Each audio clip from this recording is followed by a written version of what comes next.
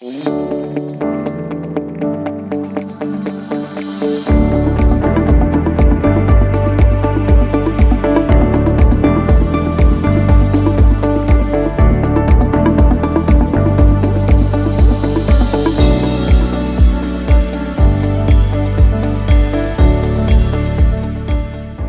afternoon, everyone. Hi. I promise you we have a very interesting panel right now, and it should keep you on your toes even though we just come back from lunch. We will be talking about arbitration and oil and gas international sanctions. I would like to start off by thanking the organizers, especially André Monteiro, Ana Carolina Dallagnol, and of course the arbitration channel. My name is Luiza Kömel, and I am Secretary General at the CAM-CCBC, which is the Center for Arbitration and Mediation of the Chamber of Commerce, Brazil-Canada, where I've worked for the past 11 years. This is my third time participating in person in the Oxford Arbitration Day, and I am fairly certain that this is one of the most thought-provoking events in the arbitration calendar. Well, transnational disputes are already complex. Sanctions add to this complexity as they directly impact contracts and agreements between parties, rendering them considerably harder to implement or even impossible at times. And at the same time, sanctions affect participants in arbitration, so parties, counsel, arbitrators, and arbitral institutions. Our topic here today is particularly important considering the current state of geopolitical affairs, especially the recent war in Ukraine and also the even more recent war in Gaza. We will be hearing from our speakers. Antonios Tzanakopoulos, Professor of Public International Law at the Faculty of Law and Fellow in Law at St. Anne's College. José Manuel García Represa, acts as counsel and arbitrator, is a partner at Deckard, based in Paris, even though he's originally Spanish.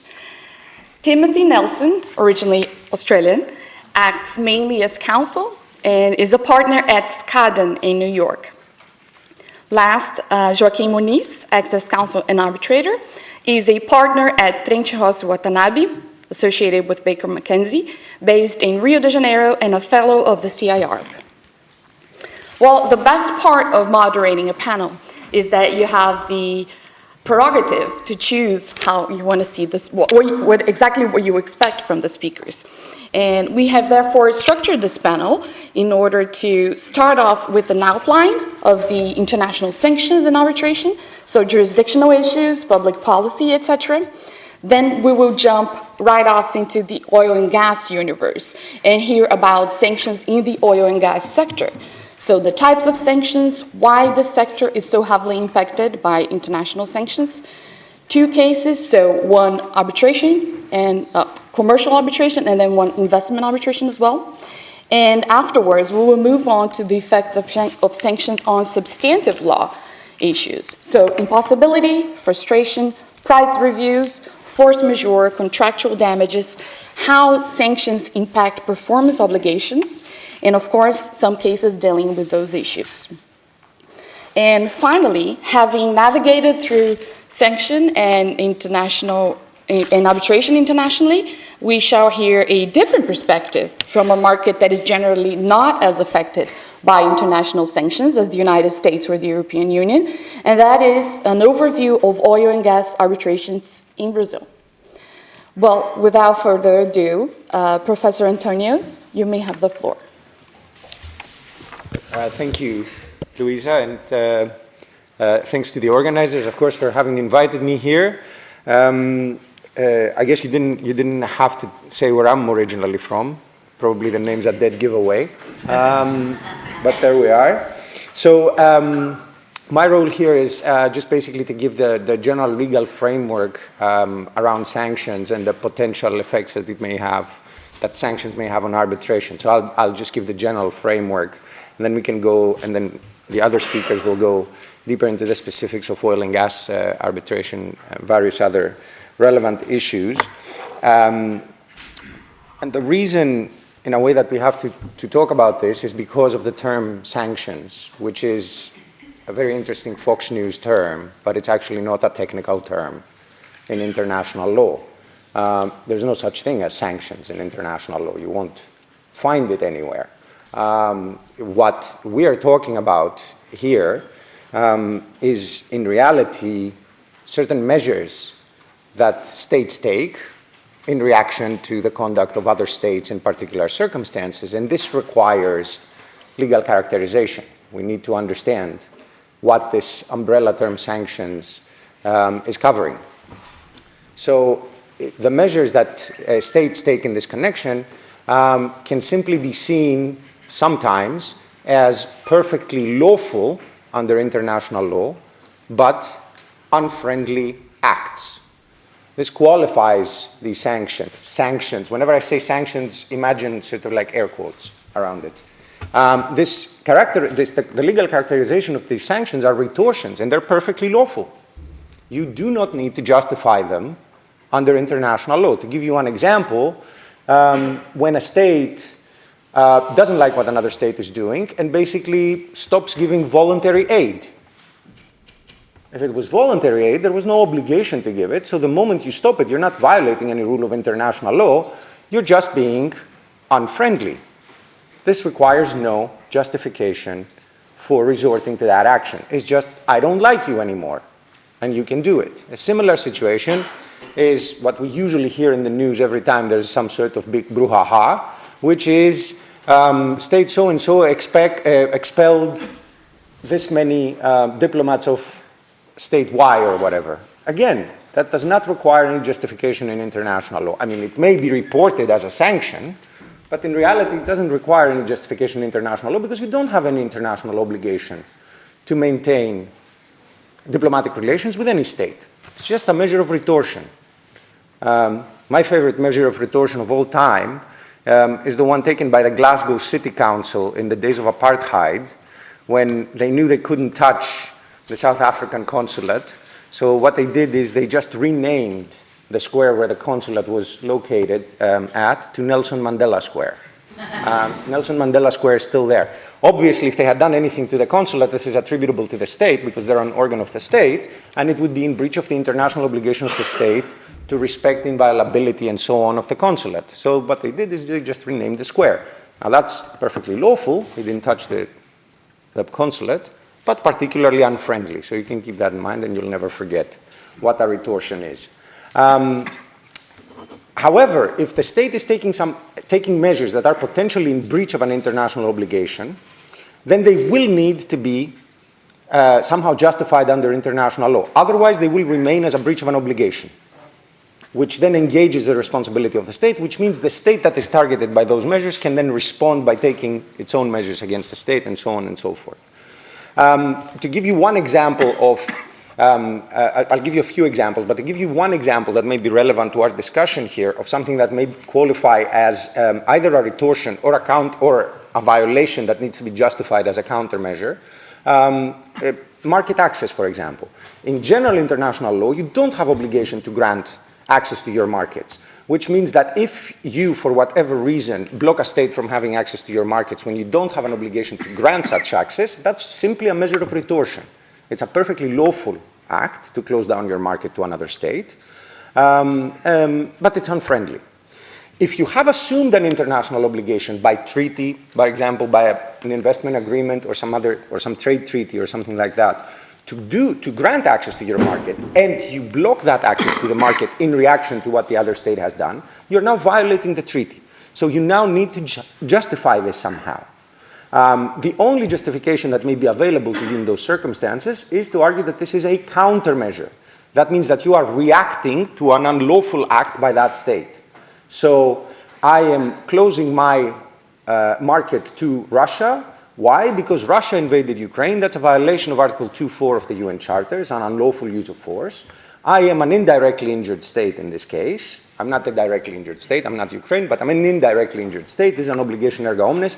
I'm entitled to take measures in response to that. So I'm violating my obligation to Russia to allow access to my market in response to Russia's violation and until Russia complies with its secondary obligations to Ukraine. That means until it seizes the wrongful act if it is continuing, offers assurances and guarantees of non-repetition, and offers reparation to Ukraine. So I hope that this makes sense. So other examples where you can have violations of obligations by taking such measures that are colloquially called sanctions is, for example, when you freeze central bank assets. This is a violation of obligations under international law. If you try to seize them, it may be a violation of an even bigger rule of international law, be it expropriation or violation of immunity or what have you.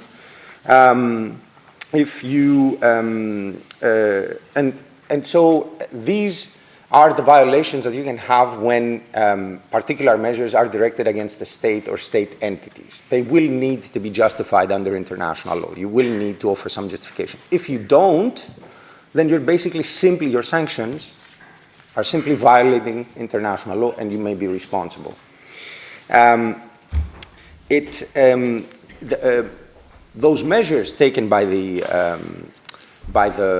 reacting state, let's put it this way, can also target, and this is what happens quite a lot these days, also private entities and individuals. They're sometimes called targeted sanctions. So you may take particular measures that target specific legal entities or individuals that may or may not be connected directly to the state.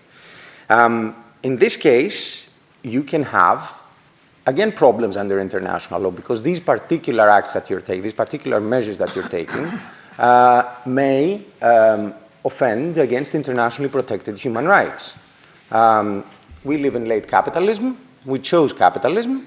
That means you cannot take people's property without compensation. So if your sanctions basically involve taking private property from individuals, no matter how bad these individuals you think may be, you may be liable to compensation. And if you don't do it, you are offending against the internationally protected right to property. You wanted it, so now you have to live with it. So this is sort of like the international legal framework in general terms, if that makes sense. But Luiza, by all means, tell me where I'm at in terms of time. So that's, it's okay. I'm still okay. All right. So let me make this a little bit more complicated now and say that, of course, this is the legal framework, the international legal framework that regulates resort to sanctions in inverted commas. But there is, of course, a parallel domestic legal framework because, of course, for any state to take these measures, it will need to regulate, to legislate domestically. So there will be also a domestic legal framework for taking these measures. These measures, so we have this double legal framework where your action needs to be in compliance with international law, otherwise you become responsible internationally, but at the same time, you're acting on the basis of domestic law, on the basis of legislation that you are adopting for this purpose. And there we can have other problems. So one major problem that we have in these circumstances is that many states, when taking such sanctions, assert extraterritorial jurisdiction. So basically they create a secondary sanctions regime. What that means is normally in international law, you have jurisdiction to prescribe on the basis of either territoriality, so you can regulate what happens in your territory, or you can regulate on the basis of nationality, so you can regulate for the conduct of your own nationals wherever they act in the world. These two are accepted bases of jurisdiction, so there's nobody who's going to tell you, oh, you're the US, you can't regulate what US companies do. Now the problem begins when you basically introduce a domestic legal regime whereby you assert jurisdiction over non-nationals for what they do outside of the territory. So where you basically say, I demand that non-US companies also comply with this US law, even when they're acting outside of the US. right? This is generally seen as an assertion of extraterritorial jurisdiction, which is considered in general terms in international law exorbitant. And that makes your domestic law potentially in violation of international law, as you're asserting jurisdiction that is not accepted. However, this does have a chilling effect, and you can see that very well in the area of sanctions. You can see it very well in a situation where, for example, Trump reinstated in inverted commas, sanctions against Iran after he tried to pull the US out of the JCPOA, the Joint Comprehensive Plan of Action, which is not a treaty, so you couldn't pull out of it, but there we are. It is Trump. He'll do what he'll do. When these were reinstated, quite a lot, the EU had already had corporations that were getting very active in Iran, also in the oil and gas sector. Quite a lot of them, in a way, pulled out voluntarily simply because they couldn't risk, they did not want to risk having to face sanctions under US legislation, even though these sanctions might have been illegal in international law. They're like, this is too much for me to have to deal with, or it's too much for me to have to clear payments and so on and so forth that need to be cleared in dollars if I have to explain why I'm doing what I'm doing in Iran and so on and so forth and how I have a right to do it. So these secondary sanctions have quite an important chilling effect, even if they may be internationally wrongful. And that is a significant problem. There have been attempts to react to this problem by something called the introduction, again in domestic law, of blocking statute, which really, in that sense, put investors between a rock and a hard place. A blocking statute is basically a legislation, let's say, by the EU that says, I prohibit you, EU company, from complying with the US law that purports to apply to you. So there, you're in a situation as a company where you're like, okay, so if I comply with the US law just to be relaxed and not have to deal with all the issues that I may face if I am seen to violate it, in inverted commas, I will actually be offending against the blocking statute of the EU, so I'm liable to sanctions on the part of the EU. So this is something that we can discuss later on if you wish. So that's one problem. The other problem, and I'll finish with this and basically leave the real experts to take you down to the nitty-gritty of it, is to say that this type of domestic legislation, be it an exorbitant assertion of jurisdiction or not, can actually force upon investors, corporations, or whoever is acting in a particular way, can force upon these entities breaches of contract and all the rest of it. Because there are particular things that you are prohibited by domestic law from doing, you may not be able to then comply with the terms of a particular contract and so on and so forth, or you may face other issues like force majeure. You can't get particular products that then you need to transship and so on and so forth.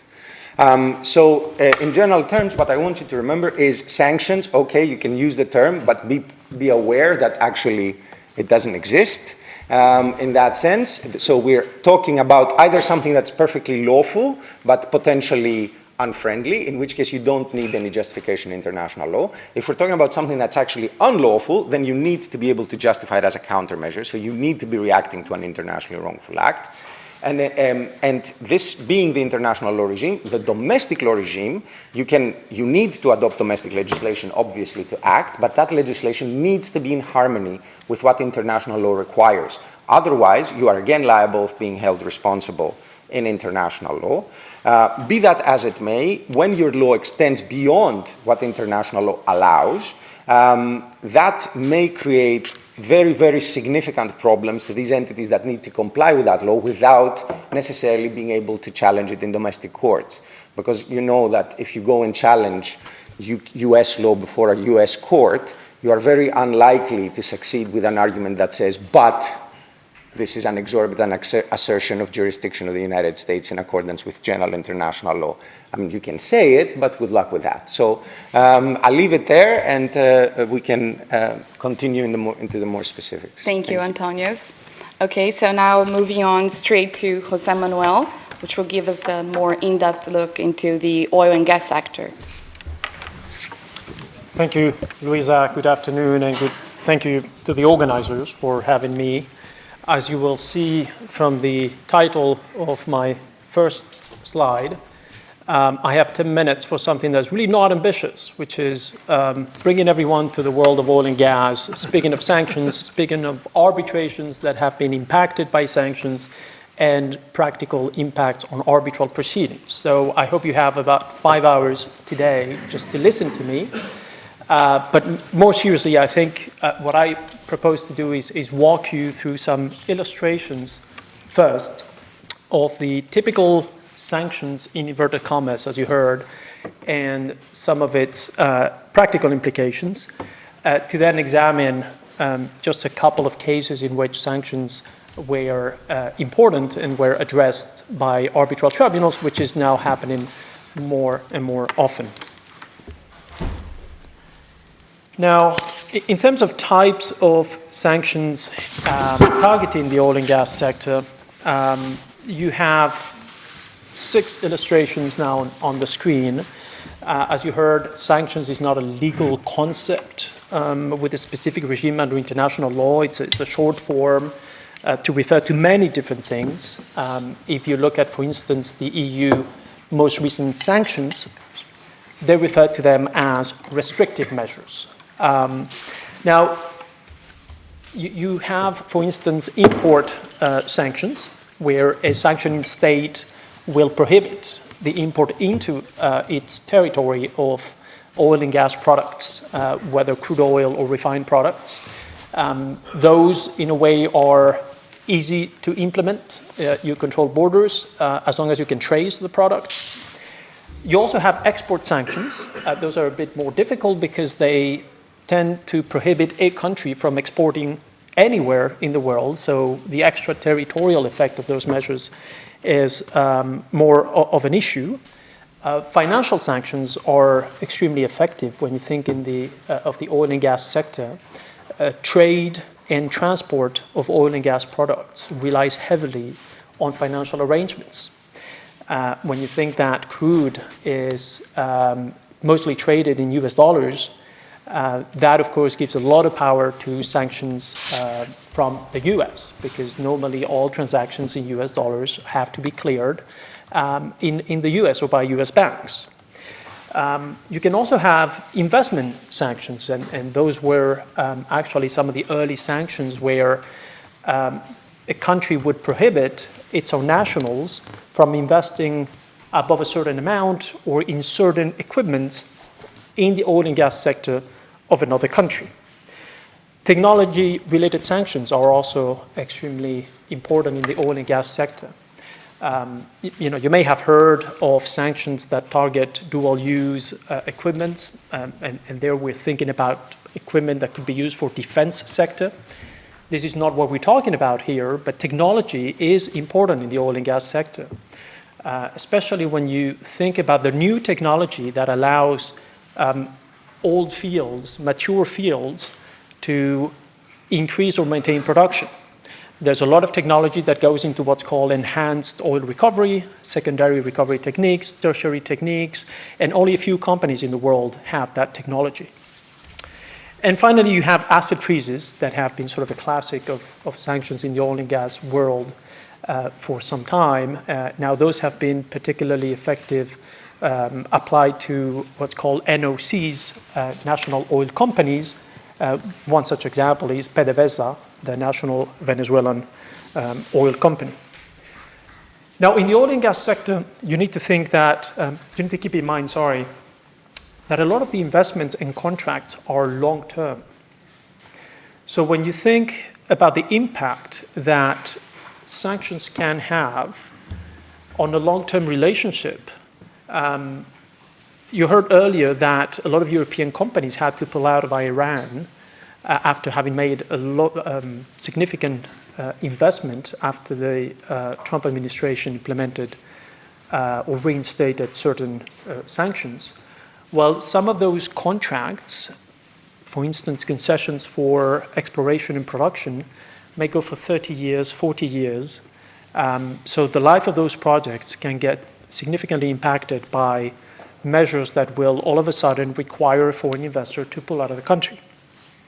Also contractual relationships for technology use, technology implementation are generally long-term in oil and gas. We're talking about years. So these sanctions bring that added complexity to the contractual and investment disputes that may arise in the oil and gas sector. Now, just to give you a few examples, as I said, what you have on the screen right now is simply mapping out some of the key oil and gas countries that have been affected by oil and gas specific sanctions. Now, there are many sanctions regime, but I will be addressing the ones specific to oil and gas. Now, in history, you've had a lot of oil embargoes, and a lot, I would say, I would caveat that. You had some oil embargoes. You even had some from at the time of the Reagan administration, when Libya was thought to be, and proved to be actually, sponsoring terrorism. There was an oil embargo on the Libyan oil. You also had embargoes in the 80s and early 90s against South Africa or Iraq, when Iraq invaded Kuwait in 1990. Now, more recently, you had oil-specific sanctions. First one of which I've listed here is the Iran and Libya Sanctions Act, also known as the Amato-Kennedy Act of 1996. That was oil-specific. If you think of Iran, you know what happened in '79, the hostage crisis. There were already sanctions that were adopted against Iran, but these were oil-specific. The long-form citation of this act is as follows. This act by Congress is an act to impose sanctions on persons making certain investments directly and significantly contributing to the enhancement of the ability of Iran or Libya to develop its petroleum resources, and on persons exporting certain items that enhance Libya's weapons or aviation capabilities, or enhance Libya's ability to develop its petroleum resources. Some of the measures here limited the amount that companies could invest in the Iran oil sector. More recently, in 2012, there are additional sanction regimes that were adopted against Iran. You also had sanctions against Venezuela, enacted by the US in 2019. Now, if you follow the news, if you're interested, you should know that OFAC, the Office of Foreign Asset Control of the US, recently, I think mid-October, issued 2 general licenses that allowed, for a period of 6 months, so this is temporary, that allow or lift the sanctions applicable to Venezuela's oil and gas sector. It remains to be seen whether that will have a longer effect, but for 6 months now, things are changing for Venezuela. Now, also, if you follow the news, on 31 October, the US issued a Directive 1 under an executive order that applies to MOGE, which is the Myanmar Oil and Gas Enterprise of Myanmar, preventing it from exporting. And you also have heard, I assume, of the sanctions involving Russia, sanctions that began in 2014 with the Crimea invasion, and sanctions that have been strengthened, and new sanctions coming up in 2022 after the February invasion of the Ukraine. Now, I refer to sanctions and counter-sanctions because in March last year, Russia adopted, through a presidential decree, a measure intended to counter the US sanctions. As I was saying earlier, normally oil is traded in dollars. So what the presidential decree in Russia did in March last year was to say from now on, everyone has to pay for Russian crude and gas in rubles. That raised a lot of questions, including whether that was in conformity or not with EU sanctions. There is litigation going on at the moment, and it remains to be seen whether that presidential decree, for instance, is a force majeure event or not. Now, through these examples, I will address 2 points, one of which was mentioned earlier, which is the extraterritorial effect of some of these regimes. One example of extraterritorial effect may be fines that have been imposed by the US to some foreign banks. There was a very famous case back in 2014 of French bank BNP Paribas having to pay about $9 billion for having assisted clients in avoiding sanctions with Sudan, for instance, or Iran. Now, those transactions were carried in US dollars, so there's a question whether that was really extraterritorial or not. But what's interesting is seeing that the EU, which had been very vocal against extraterritorial effect of sanctions, is now going through what some call creeping extraterritorial effects. In October last year, for instance, the EU sanctioned certain Iranian individuals who had sold drones to Russia. Now, what is the link to EU territory or to EU companies? There's really no such link. It's an issue of, security, one would say. Another legal issue of these sanctions is that sometimes they're very unclear as to the scope. They may apply to, individuals that deal with some of these countries. Links that are not clearly defined, so it's quite difficult to actually sometimes know whether someone is impacted or not. Some people will recommend to get licenses that would authorize you to actually perform certain business and avoid being subject to sanctions. Now, when you think about what are the key features of this sector that make it attractive for sanctions is that of course, most countries who produce oil and gas are net exporters, and they draw substantial resources from those exports. Oil and gas are, even though they're commodities, they're physical assets. You can normally trace the transport. You know what's the port of export, what's the port of destination, even though shipments will trade hands multiple times between one port and the other, but you normally are able to trace it. And at some point in the chain, a major trader or a major company may be involved with reporting obligations. So targeting the oil and gas sector makes a lot of sense for the enforcement of sanctions. And of course, the impact may be significant. Now, one of the risks, however, of sanctions is that for the sanctioning country, it may backfire. It may have an impact. And there's a dilemma, if you will. If as a sanctioning state you want your sanctions to be effective, well, you have to impose restrictions on someone who is actually an important supplier to you. If the country you're sanctioning doesn't really sell to you, it will not really be affected if you prevent imports from that country. So you want to target imports if the other country is a major supplier to you, but then what's the impact to your own market, own oil and gas market? You have now on the screen the TTF chart, TTF being the European gas price marker these days. And you can see in 2022 what happened after February, the invasion of Ukraine by Russia and the measures that were adopted involving Russian gas. You also had, and this is, by the way, in French, but since I'm coming from Paris, I had to put something in French. This is data actually from 2020, even though it was published in May 26. The blue refers to the natural gas imports and from Russia, and the orange reddish to oil.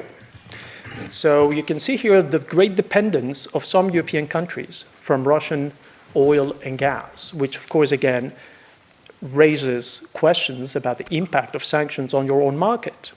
And many countries in Europe have had to adopt measures to actually subsidize electricity prices or gas prices, because otherwise consumers would see their invoices triple or quadruple.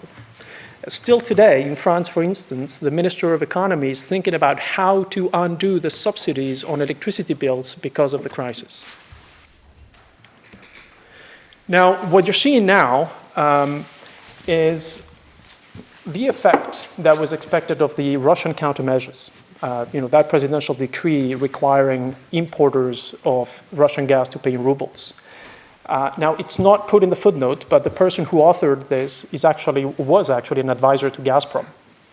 And what is being shown here is how much of Russia's exports of gas were going to what Russia called friendly states, that's the part to the left in gray, or to unfriendly states, that's the rest, in blue being the parties or the countries who Russia thought would agree to the new payment scheme, and by far the biggest one is Germany. Now, Germany, if you go back in history, relied heavily on Russian gas for electricity. Germany discontinued the nuclear program, the nuclear power plants after the Fukushima disaster, and came into a great dependence of Russian gas. Anyway, this was Gazprom's expectations, which have not materialized, and there's a lot of litigation between utility companies or importers and Gazprom nowadays.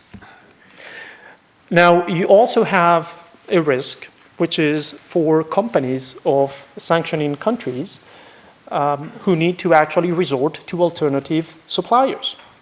How can those companies ensure that those alternative suppliers are compliant with sanctions, that they're not taking risks by sourcing gas and oil from other sellers who happen to be themselves maybe avoiding sanctions? And you've had that question come up a lot with the role of China, for instance, and some other traders that have started channeling gas, oil and gas to the EU. Here, in essence, this graph is showing how the US and Norway have become significant oil exporters to the EU after Russia, which is on the very left, dropped significantly its exports. Now, I will just skip this to go straight. This is an example of Venezuela's crude oil production, by the way, after sanctions. You can see that they did have significant drop. Actually, in 2021, Venezuela's GDP dropped by 35% after sanctions were raised in 2019. This is the impact on Iran's exports of crude oil after the 2012 sanctions. It was quantified at about $34 billion in terms of impact for the Iranian economy.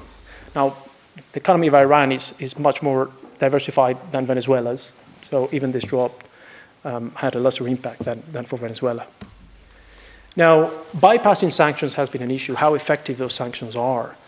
And there is a lot of literature, a lot of articles out there about how China has actually profited significantly from some of the European and US sanctions by becoming an importer of a lot of the products and using that also for its geopolitical agenda. Now, we'll finish with two references just for you that are interesting if you want to know more about this topic. First reference is a case, Sofregaz versus Natural Gas Storage Company. Sofregaz, French company, a natural gas storage company, Iranian company. They had an engineering contract for the French to convert a gas field into an underground storage facility. Because of sanctions, Sofregaz could not extend the guarantees that were required under the contract, informed the Iranian party, and the Iranian party terminated the contract for breach. There was an arbitration award in 2018, ordering the French to pay a certain amount to the Iranian, a small amount. It went before the Paris Court of Appeal on annulment. And one of the questions the French company posed to the French courts was, had the arbitral tribunal to apply international sanctions, which justified the lack of performance by the French company. And what was interesting in that case is that there were three sets of sanctions: US, EU, and United Nations sanctions. And what the French court did was an analysis of these different types of sanctions in respect of French international public policy, because that was the argument for the annulment, is that the arbitrators, by not applying sanctions, had breached international public policy. And there's an interesting discussion there where the Paris Court of Appeal says, look, UN sanctions, those are mandatory rules of international law. The tribunal should apply them.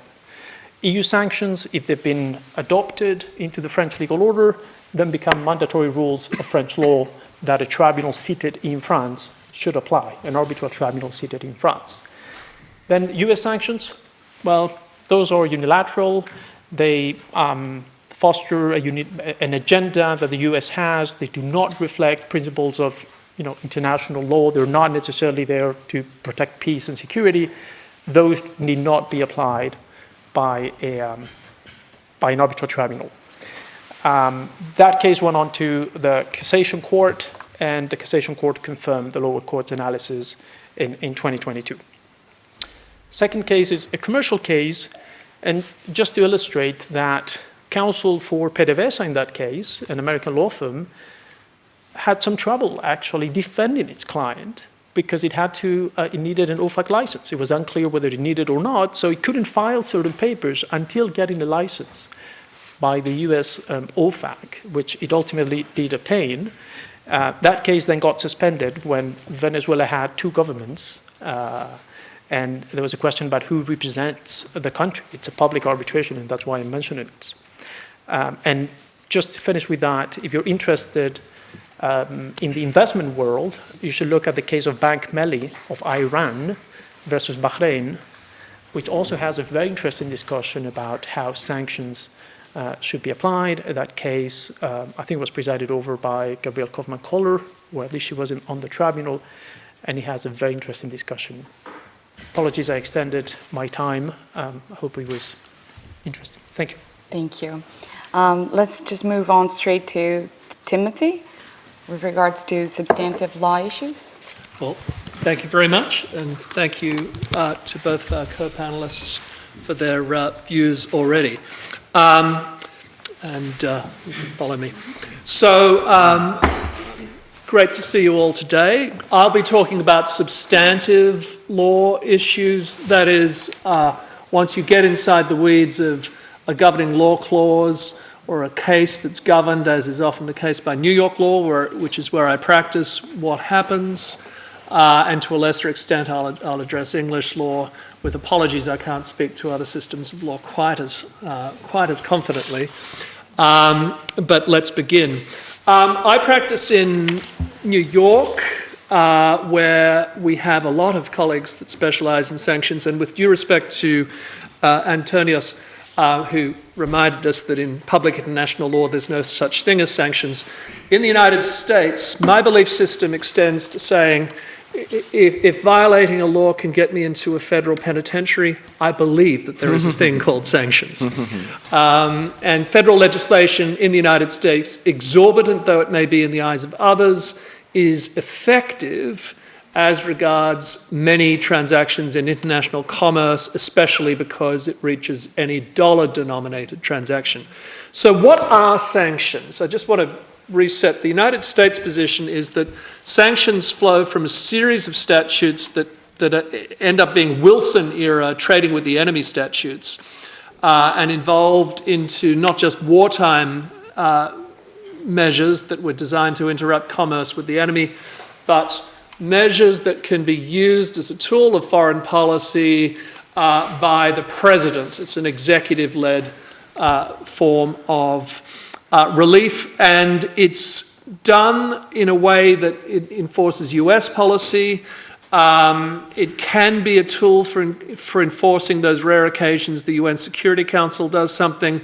And the sanctions regime needs to be seen alongside an extremely powerful anti-money laundering regime. That's why I mentioned FinCEN in this slide, because sanctions and anti-money laundering guidance often, they look very similar, and if you're on the receiving end, the impact is the same. Some sanctions are codified in US law, Juan Manuel mentioned the ILSA statute of 1996. There's also a bunch of statutes involving Cuba. And interestingly, unlike Glasgow, state governments in the United States, there's law that says state governments can't impose sanctions. So it's only federal policy that is covered by sanctions. They generally take a sanction. Think of US sanctions in terms of a policy choice. You could either have laws that say, these are things you must not do, or you can have laws that say, these are people you must not deal with. And United States policymakers really like the second of those choices. So sanctions are usually against listed entities or people. You must not deal with this person in any form, which is why you get the absurd situation, and I can say this since I'm outside the United States, that to represent a sanctioned person, that's a dealing that's itself sanctioned, therefore you need an OFAC license even to be a lawyer for a sanctioned person. So it's a really invasive regime, and it's all about who you're dealing with. And as we heard already, Russia, Venezuela, Cuba, North Korea, the usual suspects are the people who are sanctioned. I'm old enough to remember the axis of evil, but that's membership has changed in the axis of evil. And also anything connected with terrorism is within the sanctions world, which might not seem relevant in modern commerce, but actually is unfortunately relevant in some ways. Sanctions are administered by OFAC, the Office of Federal Asset Control.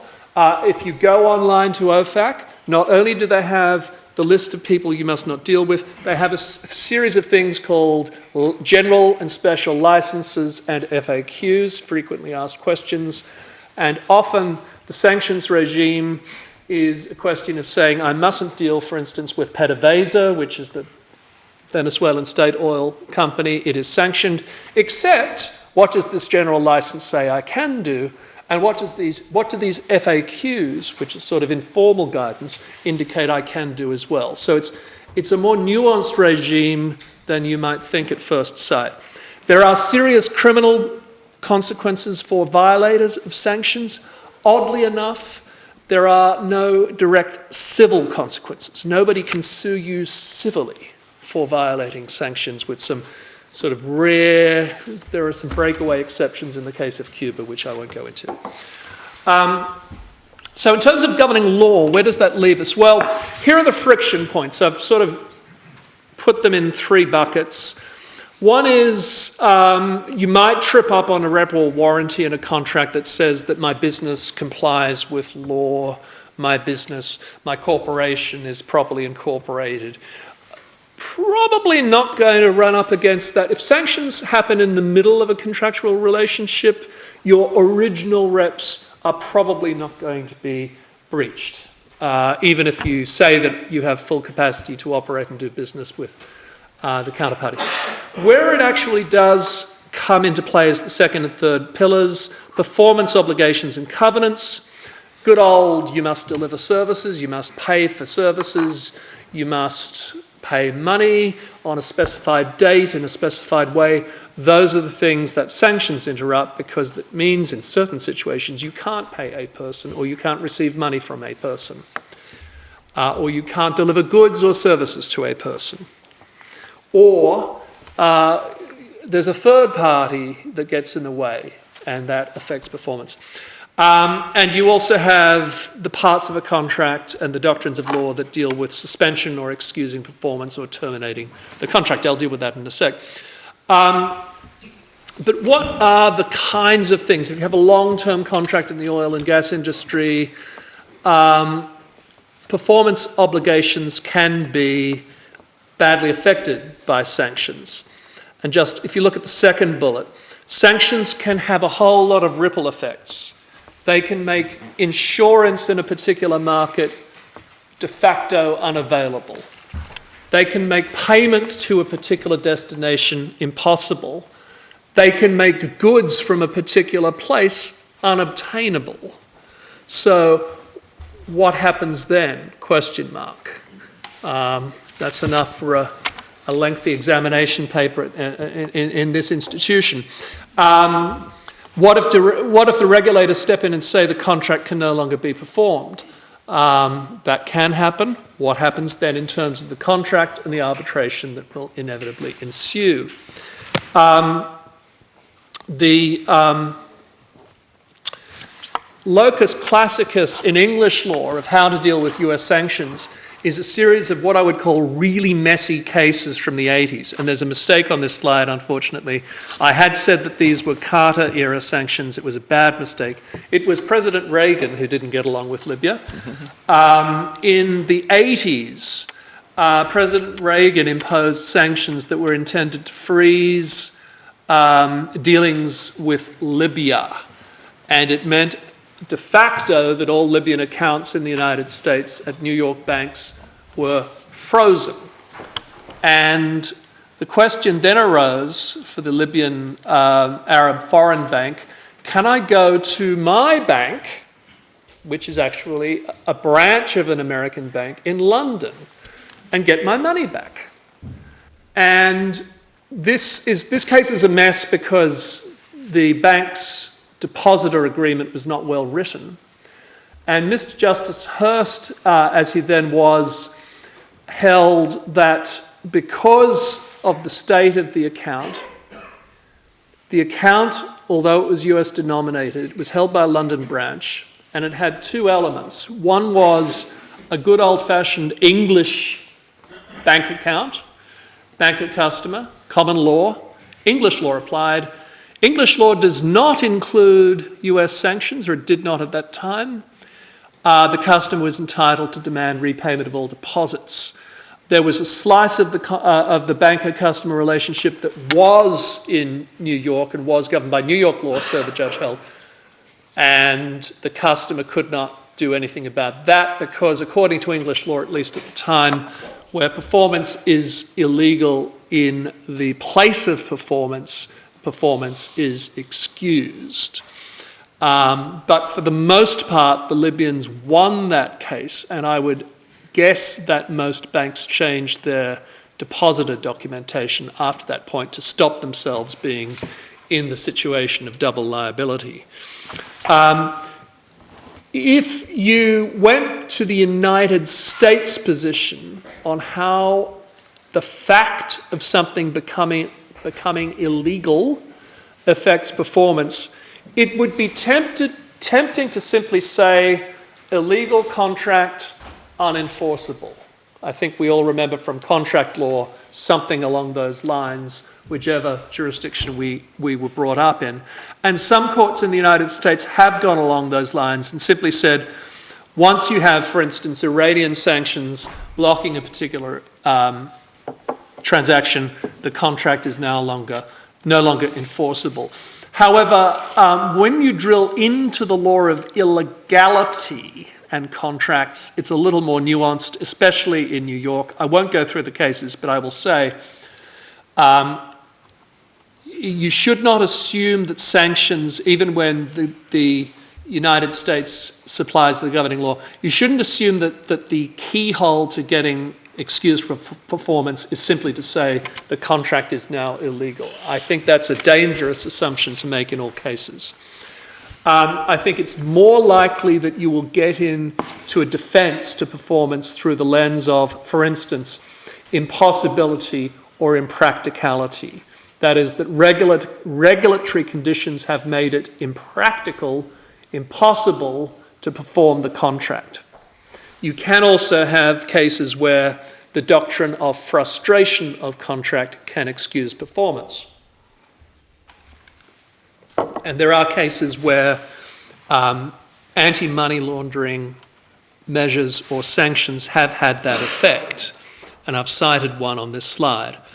But, and this is another big caveat, New York courts, and therefore you should assume arbitrators applying New York law, do not particularly like after-the-fact attempts to evade performance using defenses such as illegality when the person seeking to avoid performance is, shall we say, from the naughty place. I use the example of a Yugoslav, it was then the state of Yugoslavia, a Yugoslav state entity that entered into a lease in the 1990s. And as we'll recall, Clinton imposed sanctions on the former Yugoslavia in the 1990s. And the defense was put up in that case that we can no longer pay our lease payments because sanctions have made it impossible for us to get access to our bank account. And the court rejected that defense, saying that sanctions were reasonably foreseeable at the time you made these arrangements, and you should have found a way to get the money to the lessor beforehand. There is the more recent case involving PDVSA, which is a repeat player in sanctions-related litigation, where PDVSA defaulted on its debts, due in part to the political tumult and other factors in Venezuela. And it came to the US court and said, well, what do you expect? We're sanctioned. I can't even raise the funds to repay this loan. In fact, OFAC has made it illegal for me to repay this loan. It's impossible, I should be excused. To which the New York court said, just a moment, don't you realise, haven't you gone to the Oxford Arbitration Day and heard the word nuanced? OFAC practice is much more nuanced than to simply say, I'm from Venezuela, I'm sanctioned, you're out of luck. Because the particular OFAC license that effectuated the sanctions stated as an exception to sanctions that pre-existing debt could be serviced. So the sanctions against PDVSA only actually included the issuance of new debt. So you couldn't be sanctioned for repaying an old debt. Now, there's a little bit of commercial unreality because usually people raise the money to service an old debt through a new debt or a swap, but there it is. As a matter of law, they were out of luck. If we get into oil and gas contracts, and I'm sorry I can't give specific examples because the litigation hasn't evolved, the post-invasion litigation hasn't really evolved, force majeure may be a very powerful defence to a party seeking to avoid its obligations on the grounds that sanctions have made performance impossible. Often, government regulations or sanctions are qualifying force majeure events. But, and this is I'm echoing the professor, in the common law there is actually no such thing as force majeure. It's only a creature of contract. So your contract needs to have a force majeure clause and you need to go to it in any one particular case. I will say though, in arbitration, one must be very wary of situations where the party trying to get out of performance is a state entity, and that state has had something to do with the creation of the force majeure event. There is a rich body of law dealing with what I would call, and what I have called, self-made force majeure. Now, on the one hand, the House of Lords case from 1979, the Rollimplex case, and that shows how good my Polish pronunciation is when I go to the last word in the case. But that case was a case where the Polish Treasury imposed a nationwide ban on sugar exports. And the Polish state enterprise responsible for sugar exports said, I can no longer perform the contract. And there was a real controversy over whether this was the kind of force majeure that you could legitimately invoke under that clause. Eventually it was held, actually there was enough separation between the two entities that it was a bona fide government regulation. But now you get into my private rule that I will always cite my own cases if possible. So my case, where I represented Devis Multimedia against Antrix, and with a slight asterisk, this has had an unfortunate subsequent history in the Indian courts that I won't go into, but at least a highly qualified ICC tribunal rejected a force majeure defence put by our opponents in that case. Essentially, we had a satellite lease that allowed us to operate a satellite in India. The Indian government put forward a security measure saying that that was annulled and we could no longer do that. And the force majeure clause was not a defense to the Indian Space Agency because it excluded events where the Indian Space Agency had failed to take reasonable steps to prevent the occurrence of the force majeure. Well, why do I mention these two non-oil and gas cases? It's because I would predict there will be many oil and gas cases along these themes. And already there have been a few in the law, sort of in the legend, there are a few cases known. For instance, PDVSA, I should have a drink every time I mentioned it. PDVSA was known to be very fond of saying that President Chavez has told us not to do business with you anymore. That kind of defense was never a defense that got very far because people knew that Chavez and PDVSA were pretty well linked. Finally, I was asked to talk about gas pricing and quantum. This is a little bit like force majeure. Gas pricing review is a topic that you might have some associates who don't want to work with you anymore if you do a lot of them. But this topic is a bit like tax law. It really depends upon the wording of the reopener clause for gas pricing review. Often a reopening can depend on changes to market factors, but as we saw, you must take into account market factors such as things that have happened on the market due to sanctions. So gas pricing review sanctions may be relevant. Contract damages, again, or bit damages, it'll depend on the nature and date of the breach and the circumstances of the breach. I will say again, in general, my experience is that arbitrators are very cautious about reducing damages, for instance, or mitigating damages where the counterparty, a state oil company or a sovereign, has been in some way responsible for the occurrence of the event. So if you have a country that's under sanctions, arbitrators might be very wary of reducing damages against that country if they find that that country was in some way responsible for the events that led to the sanctions in the first place. The easiest example, and I know I'm flogging a dead horse, but Venezuela, there is law that says Venezuela used to come to ICSID tribunals and say, look, you should reduce the damages because of we're a high beta country. That's a way of saying we're politically unstable and everyone expects us to expropriate all the time. And look at all these speeches from the president saying, I'm going to take over all the oil companies and expropriate.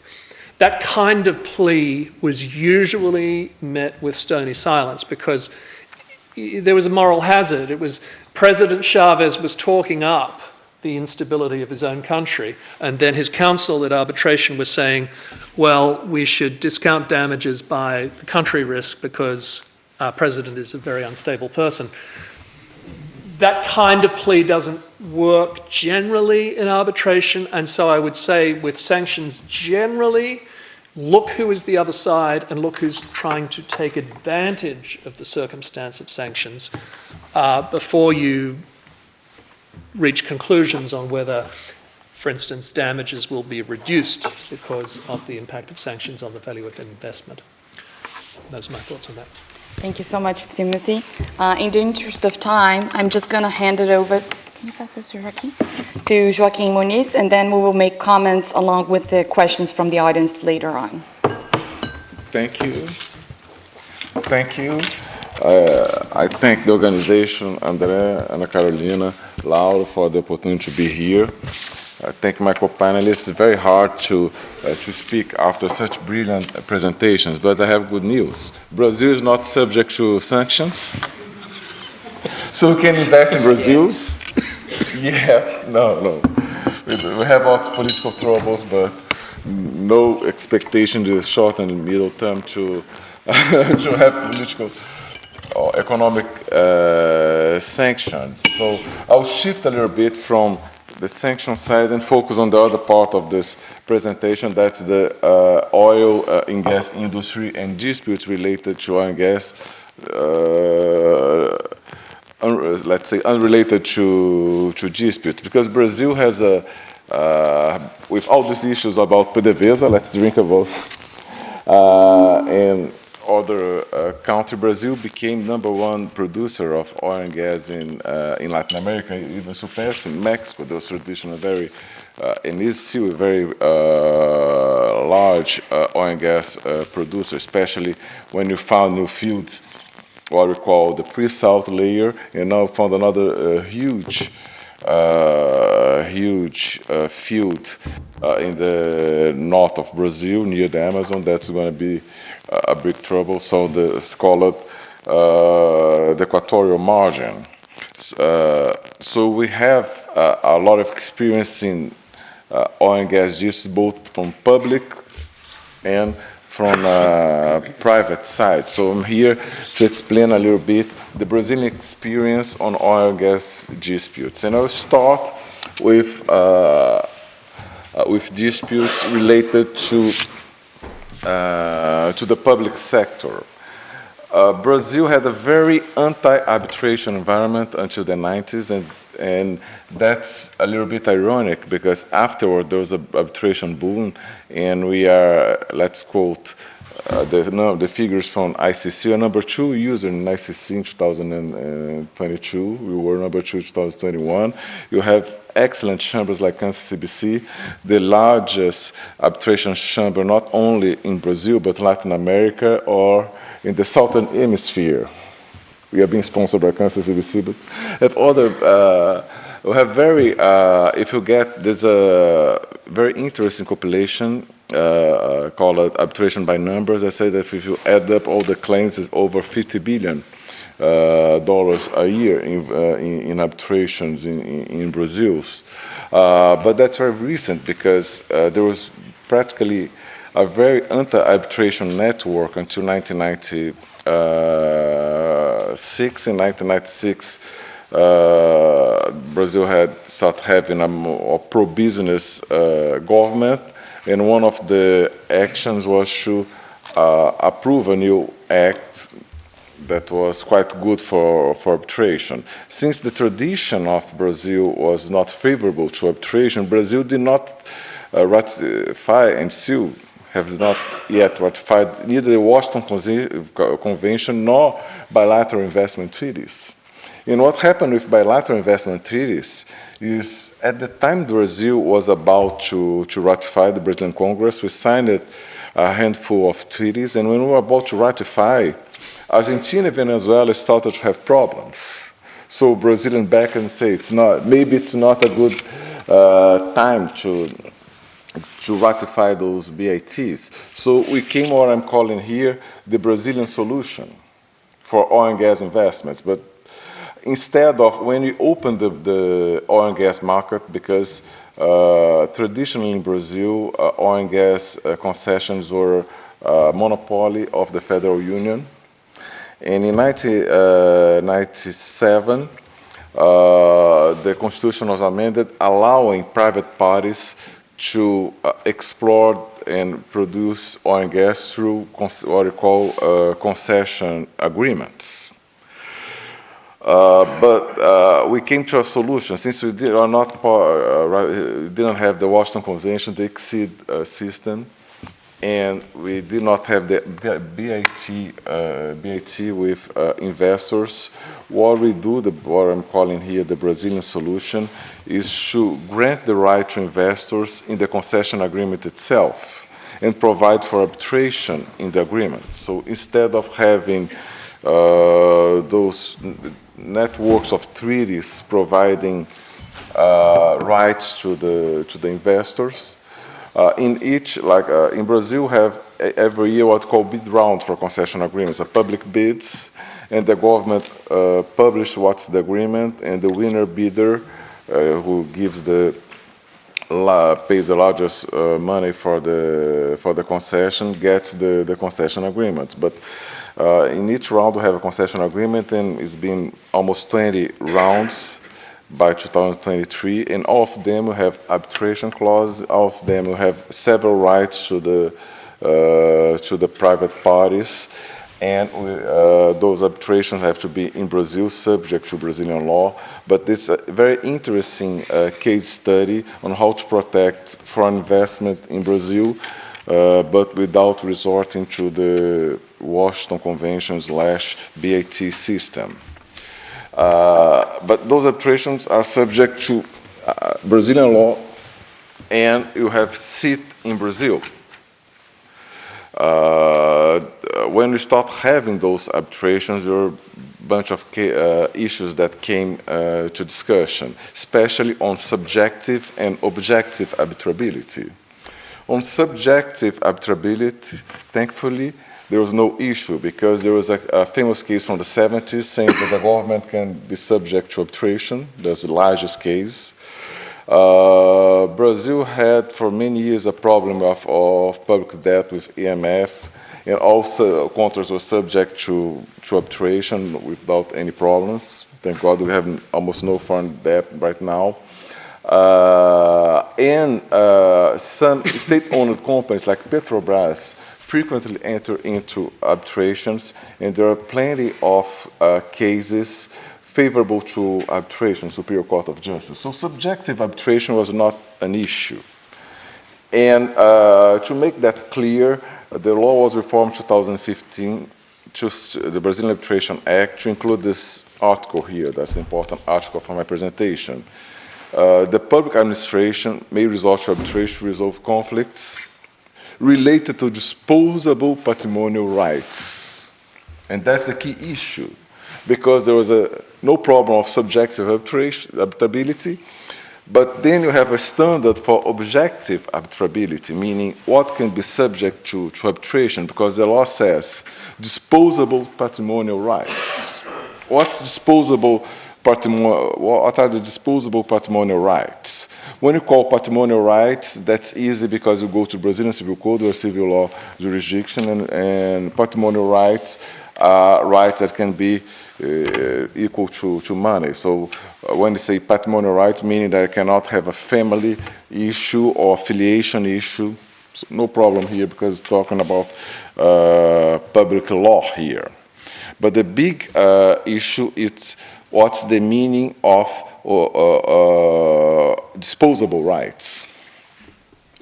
After this change in the legislation, there were 6 arbitrations pending involving the Brazilian government, especially I put here ANP because they're the agency. The rights are right from the federal union, but it's managed by an independent agency called ANP, the Oil Gas Agency. And so the arbitrations, the party to arbitrations are the private parties versus NP representing the Brazilian government. And there were, so far from 2015, there were 6 arbitrations on oil and gas issues. And the most important one is this on the Park of the Whales case. It's a famous precedent for Superior Court of Justice discussed because it discussed exactly what is a patrimonial right. I'll get back to this case because in this case, NP said that this case could not be subject to arbitration because the issue being discussed, that's the definition of a ring fence in an oil field. I don't know which many of you understand that, but for the larger audience, when you have a block, like you bid a block and you have a concession for exploration, production. Exploration is the research of oil and gas, and the production is the actual removal of and sale of the gas and oil and gas. But first you do the exploration, and you do the exploration, you define what's the area that has oil and gas. And the problem in Brazil is that and that's very usual, the amount of royalties depend on the size of the field. If you have a very big field, the rate of the royalties is much higher than if you have a smaller field. And according to the concession agreement, it's a choice of the private party how to define the ring fence. And we'll come back later, doing a spoiler here, what was discussed. But the core of the Parque das Baleias is who has the right to define the ring fence, because according to the concession agreement, is the private party, but has to be approved by the Brazilian government. And we have a big discussion on Superior Court of Justice whether or not this is a disposable right. But in addition to those cases, there were three, and there are two similar cases. There's this Parque das Baleias case, and we're going to do a disclosure here. One of them, I'm a lawyer, that's the Lula Sernambi case. And there's a third one, that's the Park of the Turtles. All blocks in Brazil have name of sea animals. They all discuss the same thing, who has the right to define the ring fence. And all of them, NP objected to the arbitrability of the issues. There were three other cases in which there were no discussions on arbitrability. One of them are related to annulment of decision of regulatory and environmental bodies. So they're discussing what happened is that they granted the oil and gas exploration license, and later on, and they gave a provisional environmental permit, and later on, the environmental authority denied the permanent environmental permit, and the concessionaire is seeking damages from the government. There's a second case that's similar to that. The two of them are Petra cases. And a third one where the concessionaire was a small operator that did not have the financial capability and tried to sell the block to a third party. And NEP considered that this third party did not have the financial capacity either and denied the assignment. And there are discussions on damages. So let's go to this discussion on the Park of the Whales, because if you see, that is the Park of the Whales. This is the block, like the big rectangle is the block, and Petrobras, this Brazilian state-owned company, but is the majority of the capital is held by private parties, like it's listed in the New York Stock Exchange, but most of the voting rights, voting shares, 51% of the voting shares are owned by the government, so it's formally a state-owned company with public capital, a listed company. Petrobras went to NP and said, this is my plan, those are the ring fences, and due to the ring fences, I have to pay to explore in that way, and I have to pay royalties by that way. And the decision, and NP replied, said no, because if you do that way, most of the blocks are going to pay very low royalties. So I want to consider all everything as one ring fence to increase the amount of royalties. And Petrobras replied, said, that's crazy because there's no technical basis for that. They are technically different fields. So NP denied, threatened to deny the authorization. Petrobras had to amend, but filed an arbitration, and NP then filed in court. Petrobras filed an arbitration at ICC. NP went to the court and sought an anti-arbitration injunction. And there's something in Brazil that's conflict of competence. That's very interesting because the Brazilian court granted the anti-arbitration injunction, but the ICC arbitration panel said that the right venue was ICC. And according to I'm running out of the time, I'll finish 1 minute. According to the case law of the Brazilian arbitration, to Brazilian courts, there is something called conflict of competence. So when two jurisdictional bodies declare themselves competent, it goes all the way up to the Superior Court of Justice to decide which are the competent body. And this, in this case, it's very interesting because the Superior Court of Justice considers the arbitration tribunal a jurisdictional body. So it said, I can choose between which is the competent one, the arbitration tribunal or the judicial court. And acknowledge the principle of the decision was very interesting because it acknowledged the principle of competence. Even in a broader way, like the NP brought German case law saying that some cases it can be more flexible, but the Brazilian took a harder approach, saying that you cannot, the judicial courts cannot decide on whether or not an issue is subject to arbitrability before the decision of the arbitration tribunal. So the first decision shall always be from the arbitration tribunal. There's only one exception on the Brazilian case law, but it's franchising, so it's not relevant here. And it went further because it got into those discussions of what's a disposable rights, which rights can be subject to arbitration, because there are two different views under the academy here. An older view, very traditional, calling, sorry for the Latin, the distinction between iure imperium and ius personis, and say like, if you're dealing with day-to-day business of the state, it's arbitrable. But if you have ius imperium, like talking about the public interest of the government, it's not arbitrable. And that was the position of ANP. ANP said, since I have to approve the blocks, it's ius imperium. It doesn't matter if I'm doing that to get more money. It's my power, I can say no, and you cannot subject that to arbitration. There's the most modern view on administrative law, saying no. It told that if you choose arbitration, as you did right now in this case, you have to have favor arbitralis.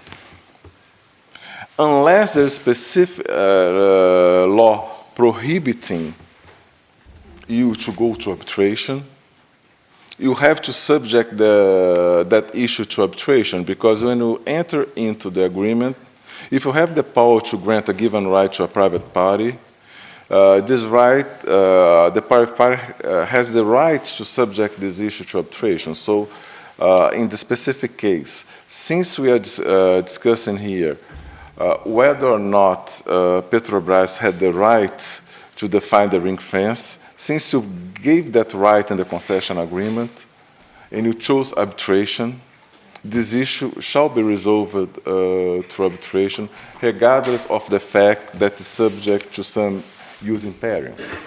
And interestingly enough, the Brazilian Superior Court of Justice ruled in favor of Petrobras. So that's an interesting example of how Brazil not only are not subject to sanctions, but we are very arbitration friendly, because this big case, and there are other cases going on exactly on those other two cases on those ring faces of Petrobras. And I'll end up, of course, I extended my time, on the private parts. There's a very hot business. There's those statistics on arbitration said that oil and gas are the third, since we became a large oil and gas producer, one of the main, after corporate disputes and construction, oil and gas became one of the most demanded areas for arbitration. So I did some research, and thanks Luiza for giving me the information about CAM-CCBC, on what are the main issues being discussed on by private parties on the oil and gas. Mostly construction of platforms and refineries.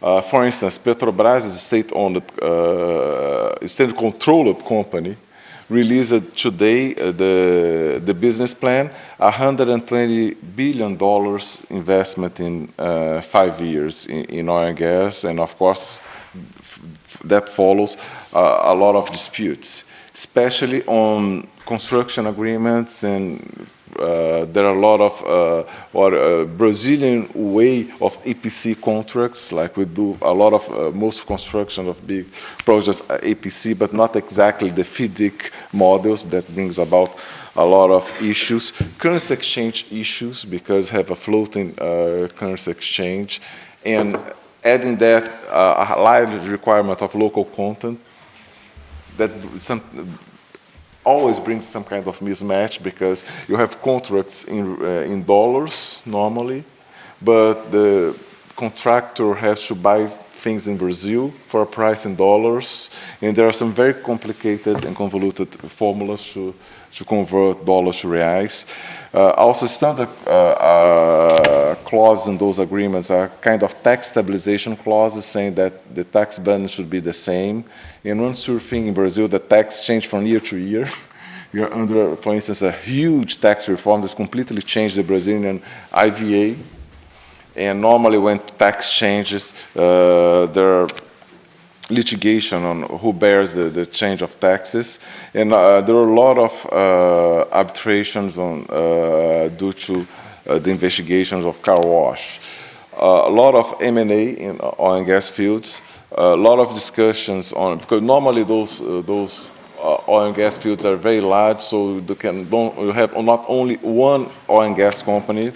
Like normally they do a consortium, and there are standards from AINP on those joint operation agreements, but normally you have one company, oil company as the operator, and the other a non-operator but give money, and it's very frequent they fight over whether or not they have to pay certain investment, and especially due to energy transitions, there are significant investments, especially in gas, and normally those investments are linked to infrastructure and take or pay clauses. Thank you, Joaquim. Sorry, I was about to interrupt you.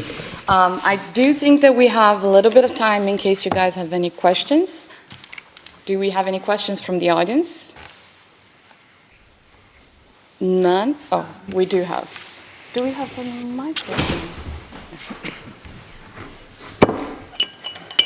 You may go ahead. Oh, you can go ahead as well. Yeah, I can go ahead.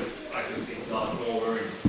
My question, it just relates to the cases that you presented, especially in cases of force majeure defense related to the, just to legislation passed by the state of the state-owned enterprise.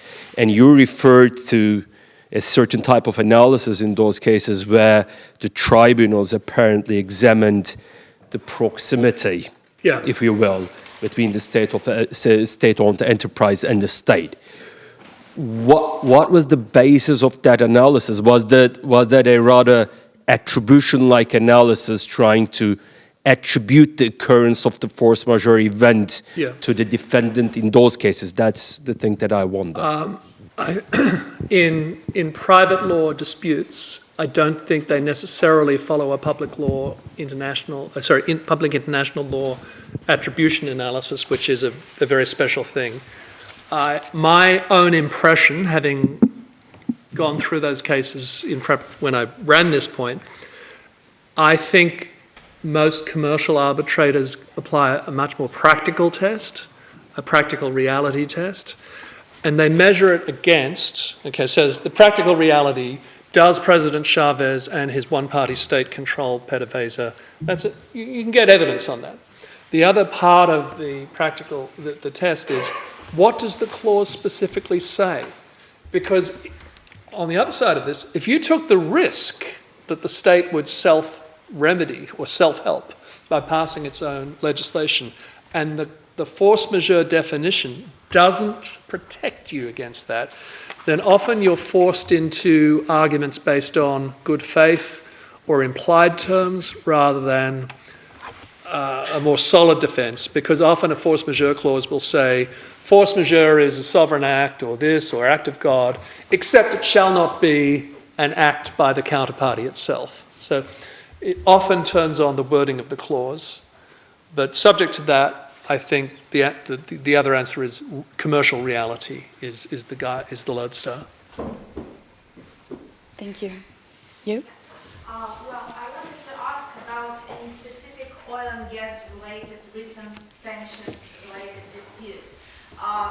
If you have any experience with that, so what situations may give rise to such disputes? For example, if a Russian operator in a joint operating agreement is making a cash call, and then it's not possible to transfer the funds to it, so that may give rise to dispute.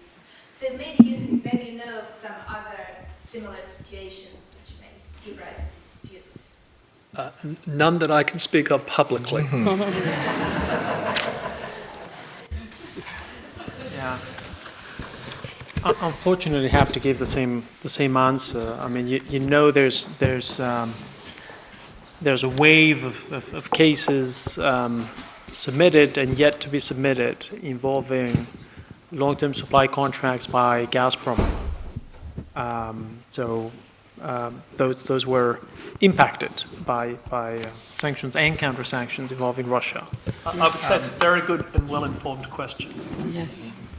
In terms of It's maybe in a year's time you'll have a lot of case law, or in a couple of years' time. But now it's a bit, I think I'll abstain from commenting because of some ongoing work. Yes. Buy, sell Venezuela and buy Brazil. But have to sell by $1 because cannot receive the money. I will share, though, even though we are not able to give you a case example, I will share a theoretical example with regards to sanctions, which is what I had planned to share earlier. And it is that following the EU's fourth sanctions package on March last year, they had a specific provision, Article 5AA, which stated that it shall be prohibited to directly or indirectly engage in any transaction with, and then legal person related to Russia, etc. And then the main problem with that was that there was the absence of definition of transaction. And so the uncertainty with regards to the arbitral institutions, so that's what my example was directed at, the impact on arbitration and also the role of the arbitral institutions, was that if the institutions would be preempted from receiving money related to those payments of arbitration cases, so not only the administration costs, but also the arbitrator's fees, and also any other future arbitration-related expenses. And if it did intend to prohibit this, a much larger problem would arise with regards to a concrete violation of a party's right to exercise its access to justice and the right to be heard. So in response to those concerns, 6 European institutions, arbitration institutions, they joined forces and they demand, they seek clarification on the scope of the prohibition of Article 5AA. And so afterwards, in July, EU adopted a 7th package of sanctions in which it clarified that the scope of the prohibition and the exemption of the prohibition did not affect transactions which are strictly necessary to ensure access to judicial, administrative, or arbitral proceedings in a member state, as well as for the recognition or enforcement of a judgment or an arbitration award. So that was a very important step that the arbitration institutions led with regards to the sanctions in place last year. I think that we don't have any further questions and we don't want to take more time from the coffee break, so thank you so much to the fellow panelists.